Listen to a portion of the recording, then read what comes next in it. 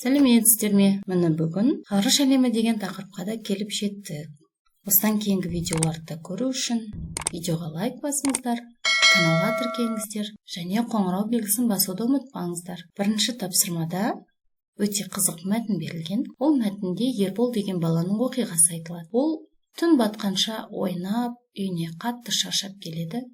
Сөйтіп бірден ұйқыға кетеді. Ұйықтаған кезінде бір өте қызық түс көреді. Түсінде анасы мұны даладан ойнап жүрген жерінен шақырып жатқандай болады. Бірақ үйіне келіп қараса, үйінде анасы жоқ екен. Оның орнында бастары үлкен, қол аяқтары жіңішке, көздері дәу, үлкен, сондай бір жат ғаламшарлықтар тұрады. Олар айтады: "Сен бізден қорықпа, біз саған тиіспейміз.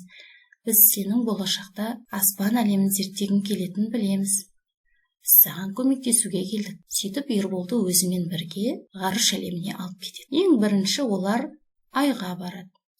Айға барған кезде жат ғаламшарлықтар бұған ай туралы барлық қызықты мәліметтерін айтып береді. Айдың жерді 28 күнде бір рет айналып шығатыны, оның жердің серігі екендігін, тағы басқа қызықты мәліметтерді айтады. Содан кейін жерден де басқа күн жүйесіндегі ғаламшарлардың барлығын көріп шығады. Бұрын тек кітаптан ғана көріп жүрген Ерболға ол ғаламшарларды көзбен көру қатты қызық болады. Сөйтіп бір уақытта олар Ерболды үйіне алып келеді. Қолына құпия тетікше береді. Сөйтеді де айтады: "Сен бұл тетікшені басқан кезіңде өмірің бір сәтте өзгереді." Сөйтеді де көзден ғайып болды. Таңертең Ербол ұйқысынан оянса, қолында жат ғаламшарлықтар берген тетікшесі бар қорапша жатыр екен. Әңгіме осылай аяқталады. Енді бірінші тапсырмада қарамен жазылған сөздердің мағынасын көрсетіңдер. Үйде бойлары бір тұтам жат ғаламшарлықтар жүр екен. Бір тұтам деген тым қысқа деген мағынаны білдіреді. Тетікшенің бірін бассаң, саған қас қағым сәтте тамақ әзірлейді екен. Тез деген мағынаны білдіреді. Жер шарын алақандағыдай көруге болады, анық көруге болады деген сөз. Ербол үшін бұл естен кетпес сәт болды, ұмытылмас дегенді білдіреді. Кішкене тетікшенің құдіретке ие екеніне Ерболдың көзі жетті. Көзі жетті деген көрді деген мағынада қолданылады. Бірінші тапсырманың астында мәтіннен сапалық сын есімдерді тіркескен сөздермен бірге көшіріп жазыңдар. Олардан шырай түрлерін жасаңдар деп қызық түс деген мысал беріп қойыпты. Одан өте қызық түс деген шырай түрін жасаған. Мен бірнешеуін ғана тауып жаздым, қалған өздеріңіз толықтырасыздар. Аяқтары жіңішке, аяқтары өте жіңішке, бастары үлкен, бастары тым үлкен, үлкен ғаламшар, үлкенірек ғаламшар, кішкене тетікше, тым кішкене тетікше деп алдым. Енді бүгін бізде грамматикалық тақырыпқа сын есімнің жасалу жолдары берілген. Сөз тудырушы жұрнақ арқылы жасалған сын есімдерді біз туынды сын есім деп айтамыз. Егер сөзге ешқандай жұрнақ жалғанбаған болса, сын есімге, ол сын есім негізгі сын есім болатынын біз өткен сабақта айтқан едік. Енді туынды сын есімдер жасау үшін қандай жұрнақтар керек? Бірінші, л, д, т деген жұрнақтар арқылы туынды сын есімдер жасауға болады. Мысалы, су деген зат есімге л деген жұрнақты жалғайтын болсақ, бізде сулы деген туынды сын есім шығады. Толқын деген зат есімге д деген жұрнақты жалғайтын болсақ, толқынды деген сын есім шығады. Бақыт деген зат есімге т деген жұрнақты жалғайтын болсақ, бақытты деген туынды сын есім шығады.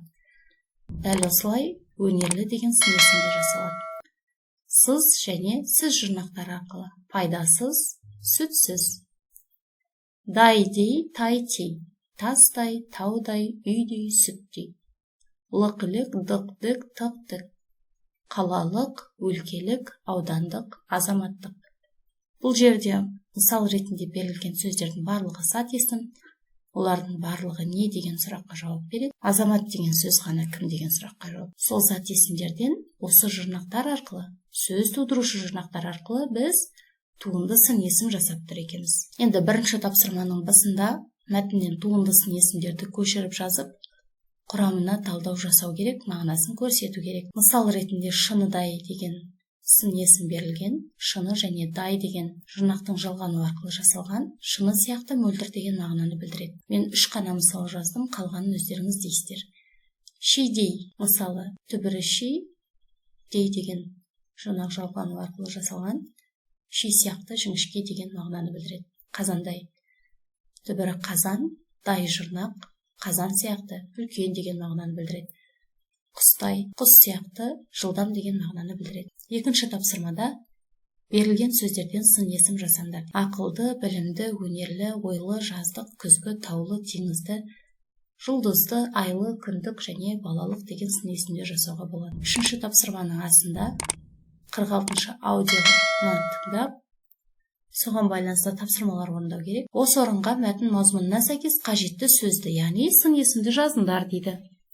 Марс өлі ғаламшар, онда өмір сүру мүмкін емес. Марстың атмосферасы улы газдардан тұрады. Соның ішінде көмірқышқыл газы көп екен. Сондықтан ол жерде тыныс алу мүмкін емес екен. Біз білеміз ғой, адамдар тыныс алу үшін оларға ең бірінші оттегі қажет.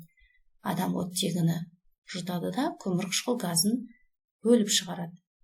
Ал біздің ауадағы, осы жер бетіндегі өсіп тұрған көк шөбіміз, ағаштарымыз сол көмірқышқыл газдарын қайтадан оттегіге айналдырып бізге береді. Ал мұндай қызмет Марстың бетінде жоқ екен.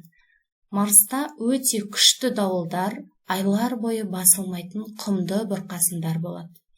Марстың бетінде ірілі ұсақты кратер көп. Марстағы Олимпус жанартауы күн жүйесінің ең үлкен тауы. Күн ашық кезде телескоппен бақылағанда Марс қызғылт болып көрінеді. Үшінші тапсырманың астында тыңдалым мәтініне сүйеніп сөйлемдерді аяқтаңдар. Марста тіршілік ету мүмкін емес, өйткені оның атмосферасында улы көмірқышқыл газы көп. Жердегі биік тау шыңы бұл Эверест. Марста диаметрі 600 шақырым, биіктігі 25 шақырым болатын Олимпус жанартауы бар. Марсты қызыл жұлдыз деп те атайды, себебі ол күн ашық кезде телескоппен қарағанда қызғылт түсті болып көрінеді. Үшінші тапсырманың басында мәтінді қайта тыңдап, екі бағандағы ақпараттарды сәйкестендіріңдер дейді. 600 шақырым бұл Марстағы Олимпус жанартауының диаметрі, 8848 метр жердегі Эверест шыңының биіктігі, 25 шақырым Марстағы жанартаудың биіктігі екен. Төртінші тапсырма көп нүктенің орнына тиісті жұрнақтарды қойыңдар дейді. Тұзды тамақ, шыдамды көлік, үрмелі көйлек, әдепті қыз, шырайлы алқап, өнерлі бүлдіршін. Көп нүкте берілген сөздердің барлығы зат есімдер, оның барлығына жұрнақ жалғау арқылы туынды сын есімдер жасап жатырмыз, яғни бүгінгі тақырыпқа байланысты берілген тапсырма. Бесінші тапсырмада төмендегі қанатты сөзден туынды сын есімдерді тауып жазыңдар дейді. Есті, қанағатты, тиянақты, көнтерлі, қайғысыз, бақытты деген туынды сын есімдер бар екен. Осымен сабақ аяқталды. Келесі сабақтарды да көру үшін видеоға лайк басуды, каналға тіркелуді ұмытпаңыздар. Сау болыңыздар.